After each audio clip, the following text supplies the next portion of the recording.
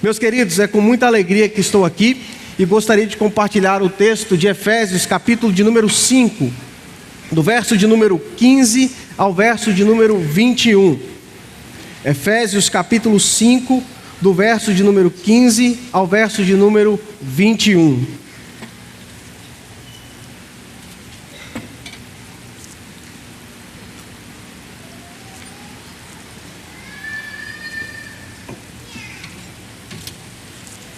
É difícil aqui, viu?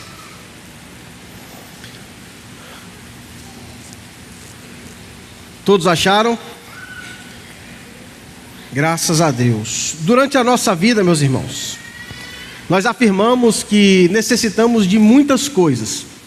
Necessitamos de amores, de dinheiro, de reconhecimento, de prazeres e mais do que você desejar colocar nesta lista de necessidade. Mas será mesmo que essas coisas podem oferecer algum sentido para a nossa existência? Será que correr atrás desses objetivos é a melhor forma de vivermos a vida? Vamos ver o que diz o sábio. O sábio no Eclesiastes diz o seguinte: tenho visto que tudo que é feito debaixo do sol, tudo é inútil, é correr atrás do vento. Fiquei pensando, eu me tornei mais famoso e ultrapassei em sabedoria todos os que governaram Jerusalém antes de mim. De fato, adquiri muita sabedoria e conhecimento. Por isso, me esforcei para compreender a sabedoria, bem como a loucura e a insensatez. Aprendi que isso também é correr atrás do vento. Eu disse a mim mesmo: venha, experimente a alegria, descubra as coisas boas da vida. Mas isso também se revelou inútil. Não me neguei nada que os meus olhos desejaram. Não recusei a dar prazer algum ao meu coração. Na verdade, eu me alegrei em todo o meu trabalho. Essa foi a recompensa do meu esforço. Contudo, quando avaliei todo o esforço para realizar, percebi que foi inútil, foi correr atrás do vento. Não há nenhum proveito do que se faz debaixo do sol.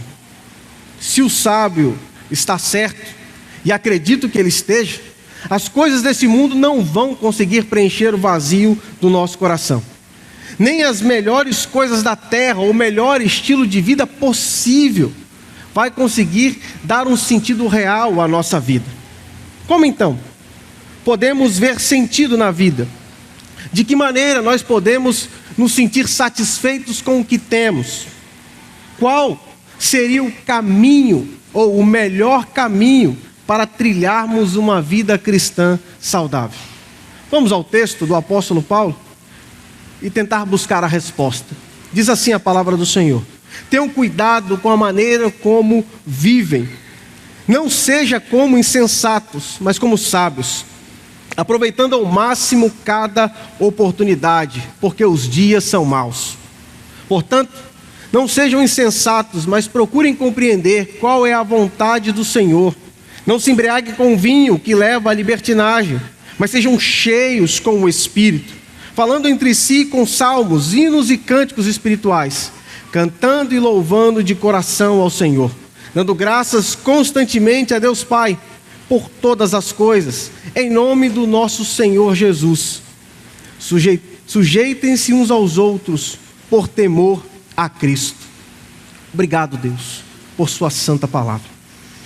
Nesta manhã, por favor, nos dê a graça da iluminação para compreendermos as suas verdades eternas. Pai, pecador que sou, preciso do seu auxílio e do seu poder para nesta manhã pregar aos nossos corações com amor, graça e fidelidade. Assim te oro, Deus, em nome de Jesus. Amém. Meus queridos irmãos, o tema principal da carta aos Efésios é a unidade de todos os crentes com Cristo, ou seja, a igreja unida a Cristo. Seja a igreja militante, igreja que caminha nesta terra, ou seja a igreja triunfante, aquela que já desfruta das bodas do Cordeiro. O Dr. Hendricks vai dizer que o termo igreja, como usado na carta, indica o corpo, o edifício e a noiva de Cristo.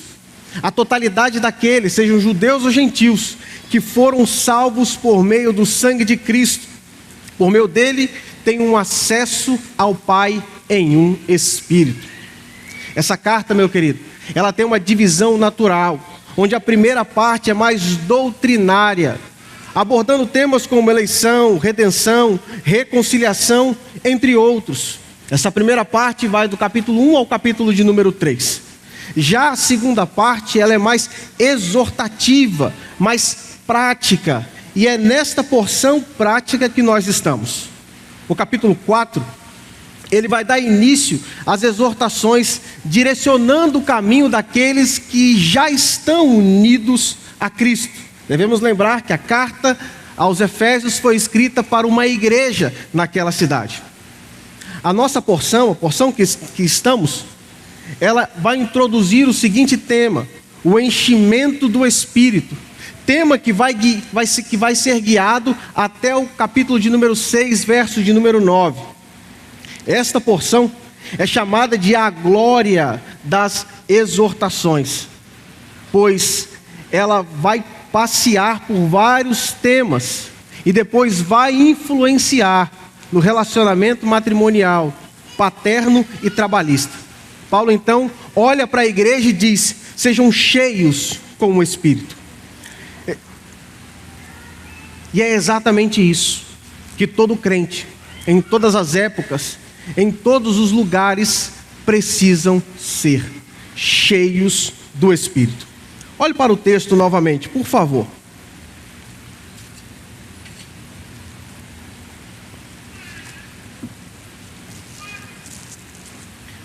Tenham cuidado com a maneira como vocês vivem.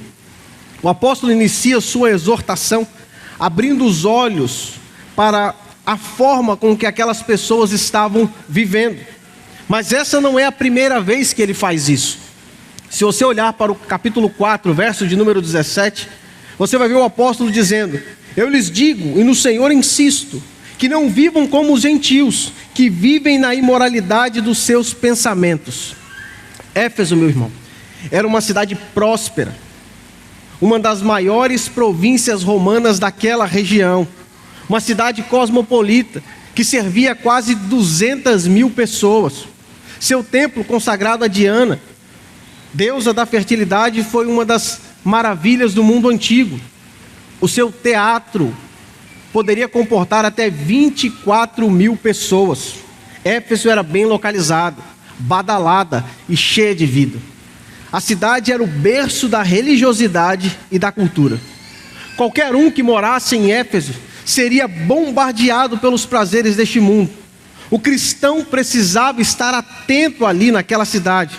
Ele precisava cuidar da maneira que ele caminharia pela estrada da vida. Diante deste contexto, o apóstolo Paulo então diz: não seja como os insensatos, mas como os sábios, aproveitando ao máximo cada oportunidade.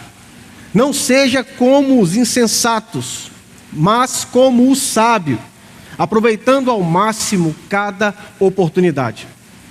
Insensato também pode ser chamado de ignorante, imprudente, ou até mesmo de desprovido de conhecimento. Olhando então para as duas exortações que foram supracitadas, não vivam como os gentios e tenham cuidado com a maneira como vocês vivem, nós podemos concluir então que os insensatos são aqueles que não possuem uma percepção sobre o ser de Deus. São pessoas que não têm a mínima condição de enxergar a beleza do Evangelho. São homens e mulheres alheios ao assunto da salvação e não conseguem caminhar em direção a essa tão bela salvação. Eles costumeiramente, consideram algumas coisas com muito valor e muita importância e dão pouquíssimo valor a coisas eternas e dificilmente apreciam o que é imprescindível para a vida. Já o sábio são aqueles que aproveitam as oportunidades, seja elas dadas pela vida, ou seja elas produzidas intencionalmente. O sábio anda atento, observando a chegada das oportunidades, ao mesmo tempo que ele trabalha duro, que ele paga caro para produzir uma oportunidade. Essa oportunidade, meu querido, consiste em mostrar por meio da pregação e da vida o poder e a glória do Evangelho para aqueles que não conhecem a Cristo. Essa oportunidade consiste em apresentar o amor de Deus pela pregação e pela vida para aqueles que estão alheios completamente à salvação e perdidos nesta estrada. Quando aproveitamos as oportunidades, o mal é desmascarado. A vida, ela é enriquecida de boas obras. A comunhão é fortalecida. Vidas são salvas. E a salvação é confirmada no nosso coração. Como podemos perceber, as oportunidades devem ser bem vividas. Até porque os dias são maus. Não é isso que o versículo continua a dizer? Como no tempo áureo da cidade de Éfeso, os nossos dias também são maus, pois tudo o que vai nos cercar para além dessas portas é a corrupção e a desorientação. Sendo assim, o que temos diante deste mundo são falsos profetas, muitas heresias, crentes vivendo como gentios, vidas cheias de inutilidade, corações duros, homens entregues à imoralidade, mais e mais. Como podemos, irmãos? Como vamos deixar as oportunidades passar? Como vamos ficar calados enquanto nossa família sofre por não conhecer a Jesus? Por quanto tempo vamos ficar de olhos fechados enquanto pessoas afundam suas vidas bem ao nosso lado por não conhecerem a Jesus? Vamos trocar a omissão e a invisibilidade cristã por uma vida onde o poder e a glória do Evangelho podem ser vistos. Pregue sobre Jesus, ame como Jesus, compartilhe como Jesus, busque viver como Jesus, pelo menos tente. Saia da inércia, se movimente em direção ao que o nosso Senhor nos ensinou, por sua pregação, por sua vida, por sua inspiração. Portanto, não sejam insensatos, mas procurem compreender qual é a vontade do Senhor.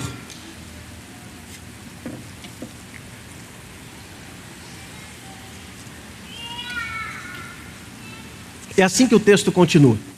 Portanto, não sejam insensatos, mas procurem compreender qual é a vontade do Senhor. Calvino, comentando essa porção específica, ele nos conduz a olhar para o Salmo 1. Olha o que diz: como é feliz aquele que não segue o conselho dos ímpios, nem imita a conduta dos pecadores, nem se assenta na roda dos zombadores. Ao contrário, sua satisfação está na lei do Senhor, e nessa lei medita dia e noite. Note como o Salmo ele conecta muito bem com essa ideia de vida insensata e vida sábia. O insensato, ele vive segundo uma conduta norteada pelo pecado. O grupo a qual o insensato faz parte é alheio a Deus e aos assuntos da salvação. Ele vive e se junta com os preceitos deste mundo e conforme o seu coração o guia. Contrapondo esse estilo de vida do insensato, o sábio é aquele que é chamado pelo salmista de bem-aventurado. Muito feliz ele é, pois a sua meditação, a sua orientação, o seu estilo de vida está baseado na lei do Senhor. Os dias são maus, meus queridos, você sabe disso. Os perigos são muitos. A impiedade está por toda a parte e costumeiramente as oportunidades são poucas. Para nós, no campo missionário, também é assim. Muitas das vezes, a oportunidade passa pelos nossos olhos.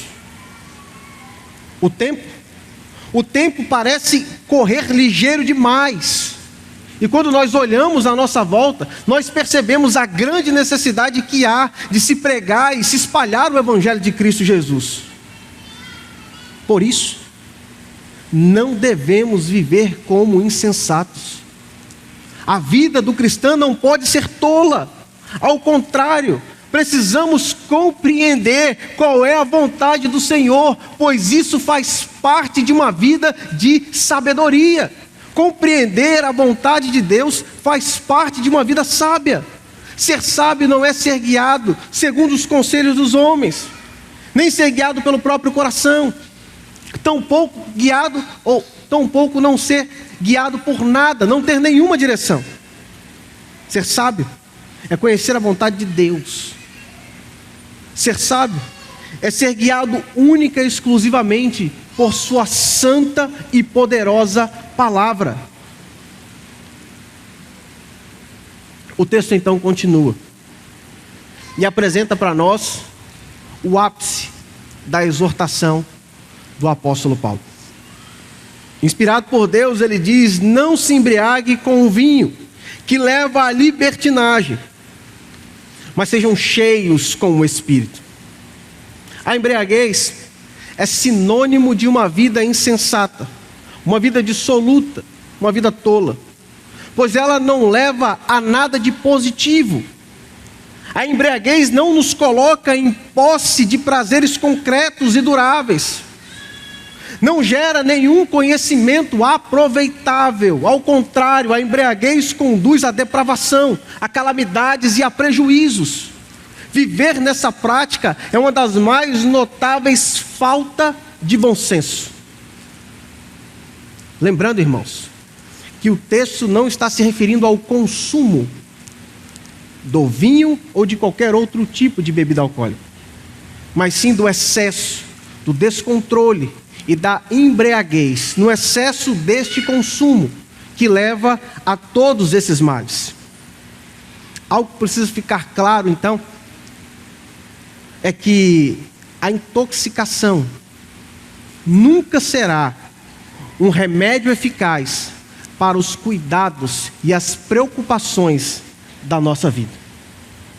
Nos contaminarmos, nos intoxicarmos, nos enchermos com qualquer coisa externa, nunca será um remédio eficaz para os cuidados e as preocupações de nossa vida.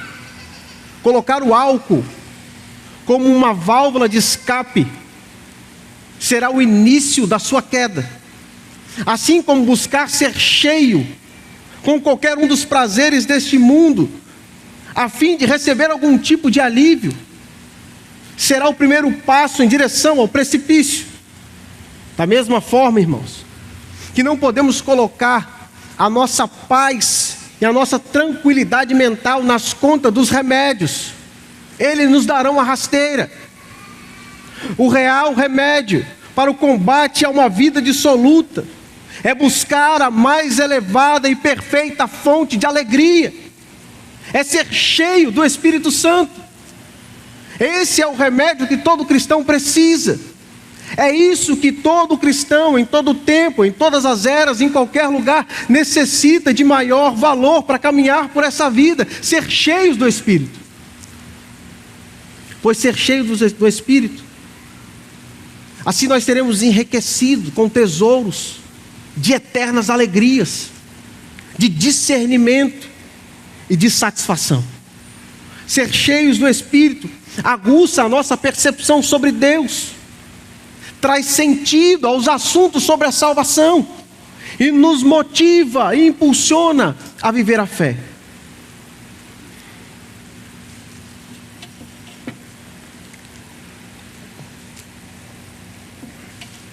Irmãos, o termo ou a expressão ser cheio com o Espírito está na voz passiva. É algo que vem de Deus. Até porque no capítulo 2, nós somos lembrados que outrora estávamos mortos pelos nossos pecados, e é Deus quem nos dá vida por sua rica misericórdia. Este termo está no modo imperativo, ou seja, é um mandamento para todo cristão.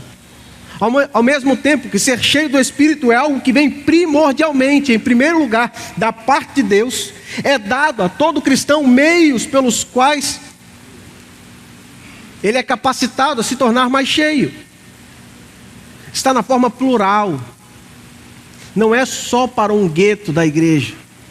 Não é só para quem está aqui em cima. Não é só para um público, mas sim para toda a igreja. Está no tempo presente. Ou seja, o cristão a cada dia precisa ser abastecido com o Espírito. É exatamente isso que nós precisamos.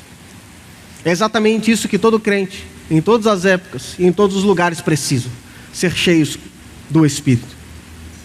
Chegamos então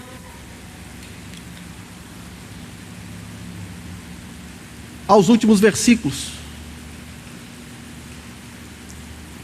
E nessa porção nos é apresentado duas realidades que vivem entrelaçadas. Pois, ao mesmo tempo que esses versículos se referem ao resultado de uma vida cheia com o Espírito, eles também são uma forma do cristão ser cada vez mais cheio do Espírito. Da mesma forma que esses versos seguintes se referem ao resultado de uma vida cheia com o Espírito, eles também são uma forma do cristão ser cada vez mais cheio do Espírito. Volte seus olhos para o texto. Verso de número 19.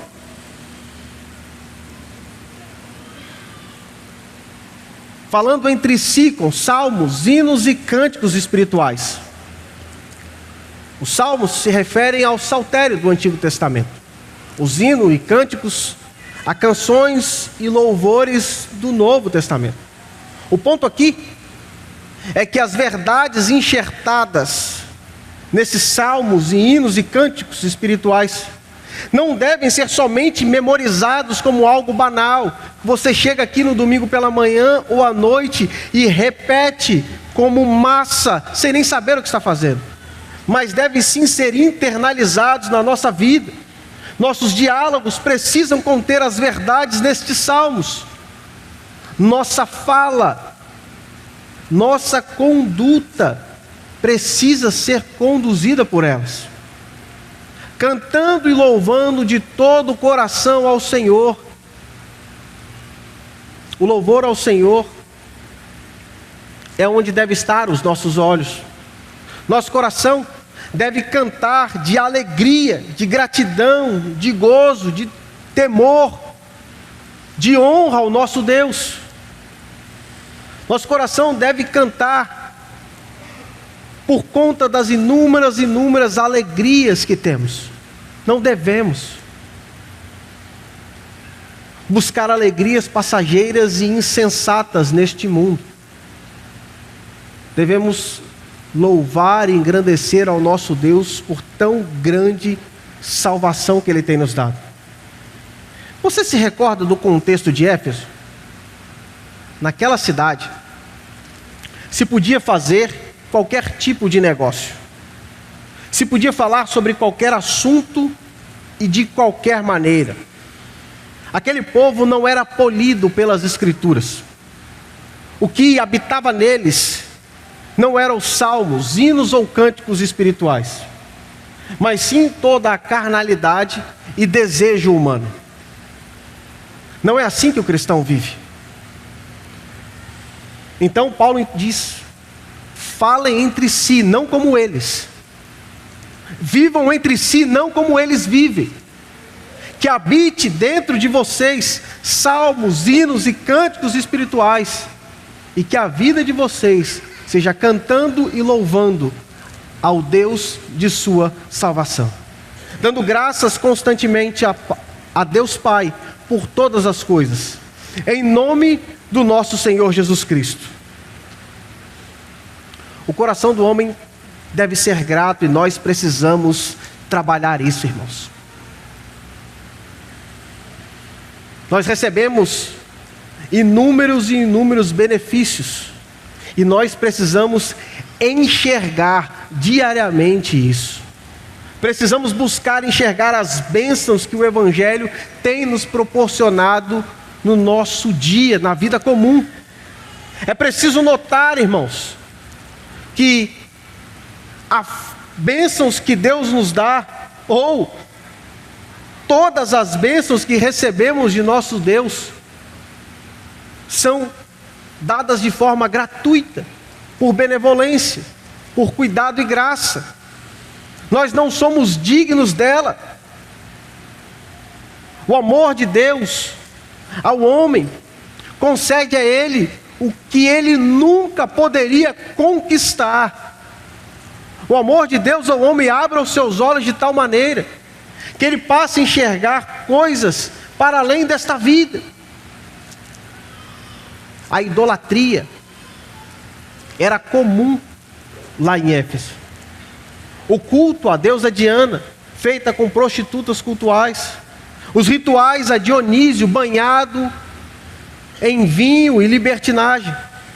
O apóstolo, inspirado por Deus, então diz: corram da idolatria. Volte os seus olhos para o Deus vivo que lhe concedeu todas as bênçãos espirituais em Cristo. E por fim, sujeitem-se uns aos outros, por temor a Cristo. Paulo sabia, irmãos.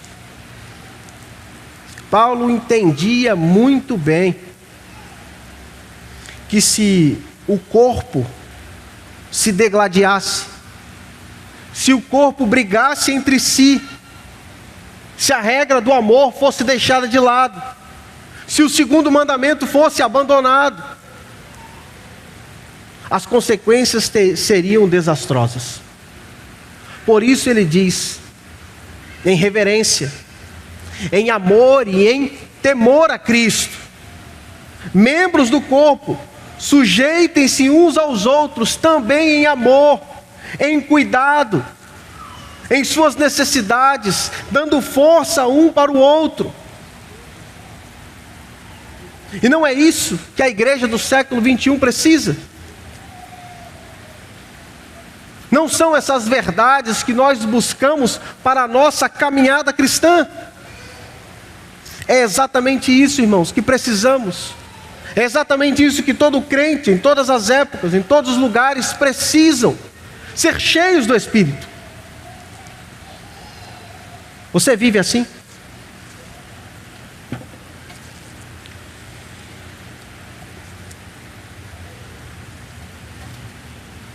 Esse é o quadro da sua caminhada cristã?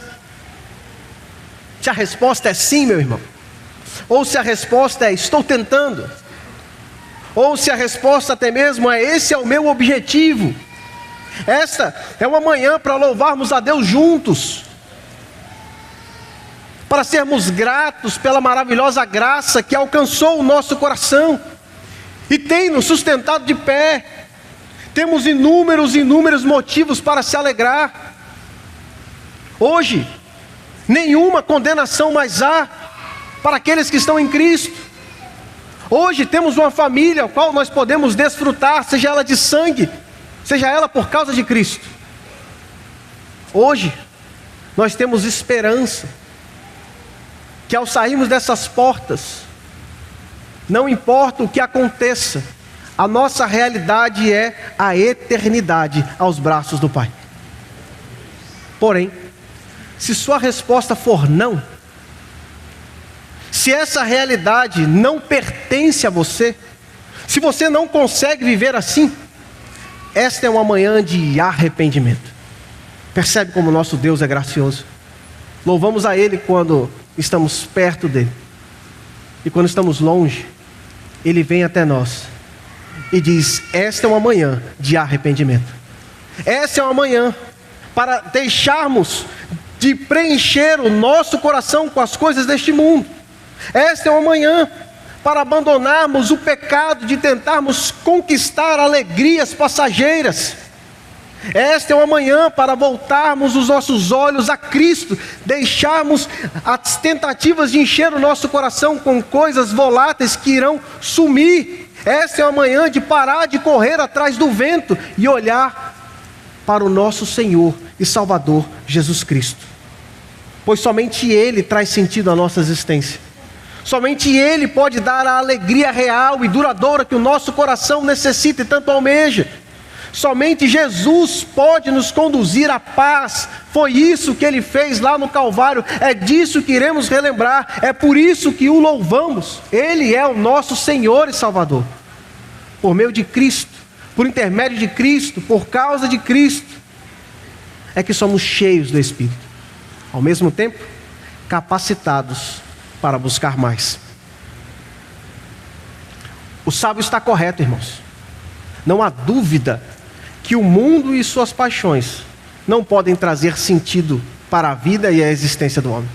O álcool, os remédios, a falta de regras, a imoralidade, nada disso tem o poder para trazer alegria e satisfação concreta. Por isso, ele não terminou o Eclesiastes com a expressão, é correr atrás do vento. Mas ele diz, agora que já ouviu de tudo, aqui está a minha conclusão. Tema a Deus e obedeça aos seus mandamentos, porque isso é o essencial para o homem. É exatamente isso que todo crente, em todas as épocas e em todos os lugares precisam: ser cheios do Espírito. Que Deus abençoe a sua igreja. Nesse momento, eu convido a você a responder em oração, de forma silenciosa ao seu Deus. Curve sua cabeça, vamos fazer isso nesse momento.